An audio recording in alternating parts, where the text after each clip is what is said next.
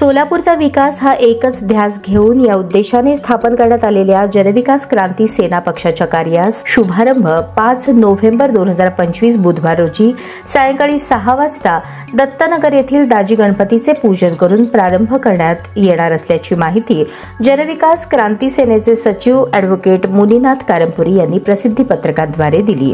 जनविकास क्रांती सेना या राजकीय पक्षाच्या कार्यास प्रारंभ करण्यासाठी 5 नोव्हेंबर बुधवारी सायंकाळी 6 वाजता पूर्व विभागातील दत्तनगर येथील श्री दाजी गणपतीचे पूजन संस्थापक अध्यक्ष विष्णू कारंपुरी महाराज यांच्या शुभ हस्ते व उपाध्यक्ष advocate Mangesh Shrikhande, secretary advocate Muninath Karampuri, खजिनदार विठ्ठल कुराडकर, सदस्य रेखा अडकी, श्रीनिवास चिलवेरी, प्रशांत येमूल यांच्या प्रमुख उपस्थितीत करून पक्षीय कार्यास सुरुवात करण्यात येणार आहे व आनंदोत्सव साजरा करण्यासाठी जल्लोष करण्यात येणार आहे।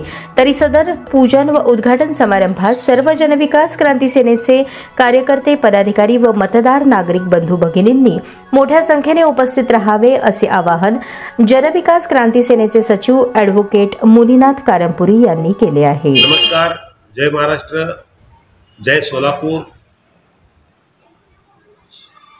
जनविकास क्रांती सेनेच्या नवीन पक्ष स्थापनेनंतर प्रत्यक्षात या राजकीय पक्षाचा कामकाजाला सुरुवात उद्या दिनांक 5 नोव्हेंबर 2025 बुधवार रोजी सायंकाळी 6 वाजता पूर्व विभागातील दत्तनगर येथील दाजी गणपती येथे श्री गणेशाचे पूजन करून या नवीन पक्षाचं कामकाजाला सुरुवात करणार आहोत।